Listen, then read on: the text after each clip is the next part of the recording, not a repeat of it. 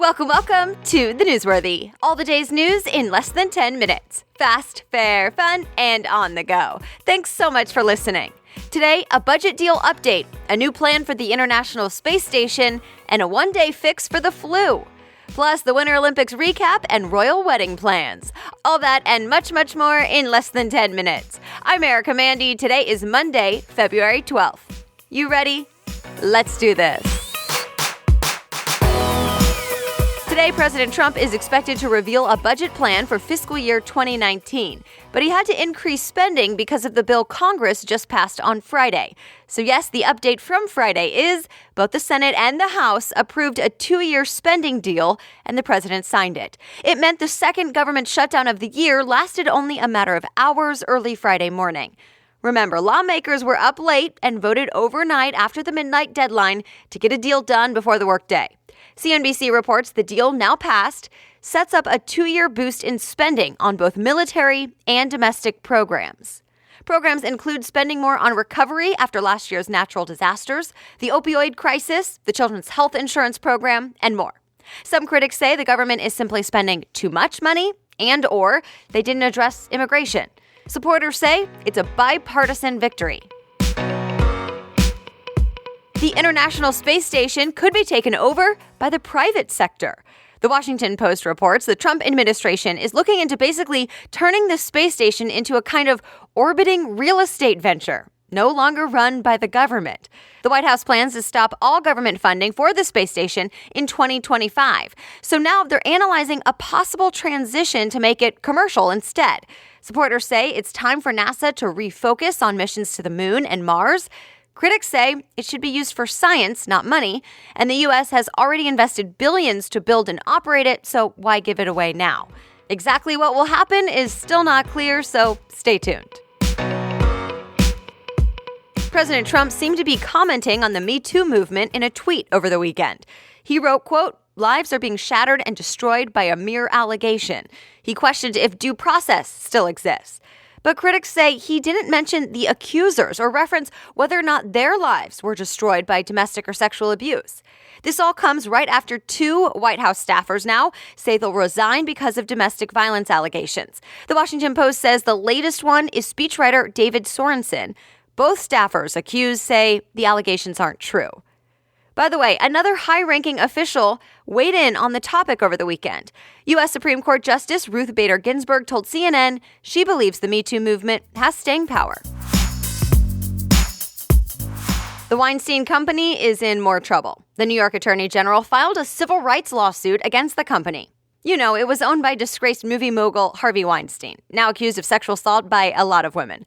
The Attorney General said key people in the company, including Weinstein's brother and the board, knew about the sexual misconduct and did not do anything to protect employees or report it. It also says Weinstein made death threats. It could mean investors that were planning to buy the company might back out. It's not clear yet. The suit says if the company is sold, several things have to happen now, including victims getting compensated. Weinstein's lawyer says the lawsuit has a lot of claims that aren't true. Russia is investigating why a plane crashed that killed 71 people. The flight was with a Russian airliner traveling from Moscow to a smaller city in Russia. Reuters reports the possible causes include the weather, human error, or technical difficulties. It's not clear yet. All right, other things people may be talking about today. The Winter Olympics. Let's catch you up just a bit. Organizers say it's the largest Winter Olympics with 92 countries participating. The U.S. won its first 2 Olympic gold medals over the weekend. Jamie Anderson defended her gold in women's snowboarding. But the first gold was kind of a surprise. Red Gerard won in men's snowboarding. He's only 17 years old. The New York Times says he's the youngest snowboarder ever to win a gold medal. By the way, ESPN reports he dropped a curse word on live TV right after winning. NBC had to apologize. That's not the only thing NBC was saying sorry for. There was also an analyst who made a comment that seemed to gloss over South Korea's painful history with Japan. Also, a lot of people are watching the politics of the Olympics.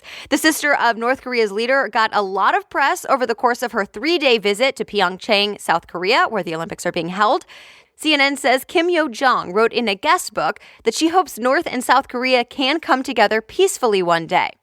She also told South Korea's president he's welcome to visit North Korea, so that invitation made a lot of headlines. Some welcome her there. Others are still very skeptical. So did she talk with U.S. leaders?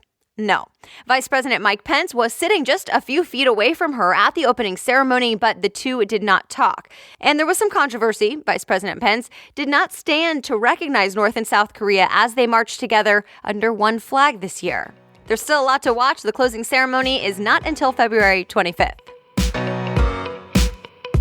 So we know the flu has been pretty brutal this winter, but get this. The Wall Street Journal reports Japanese researchers say they created a drug to get rid of the flu virus in just one day. That's a lot quicker than other drugs on the market right now, including Tamiflu. The drug company involved says Japan plans to fast-track it for approval this year, but the approval agency hasn't actually confirmed that. And even if the pill does work as this company says it does, it likely couldn't get approval in the U.S. until at least next year. Big pharmaceutical companies like Johnson & Johnson are also testing new medicines to treat the most common strain of the flu. If you are into the royal family, mark your calendar. People reports more details are now out about the next royal wedding. Prince Harry and Meghan Markle will get married on the afternoon of May 19th. They'll ride a horse carriage through the streets of Windsor and exchange vows at St. George's Chapel. Instagram users, heads up, the social site may let people know that you screenshot their Instagram stories. TechCrunch says Instagram is testing that feature, and it will show up in the list of people who have viewed your stories. For those not familiar, stories are the videos and pictures that last just 24 hours. The weekend winner at the box office was 50 Shades Freed. Variety reports it made $38.8 million during its opening weekend. It's the third and final 50 Shades movie. The first one was 50 Shades of Grey, and it's expected to get an extra boost this week since Wednesday is Valentine's Day. It is New York City Fashion Week. It started last week and runs through Friday. Fashion shows happen all over New York City. All the fashion writers, stylists, editors, and more get together to talk about the latest trends. Some of the shows are open to the public, but many are for industry insiders only. And that's it. You are ready to go. Thank you so much for listening. And you can always read more about any of the stories that caught your attention today at thenewsworthy.com. I linked to all the articles I referenced. Just click episodes and find today's date.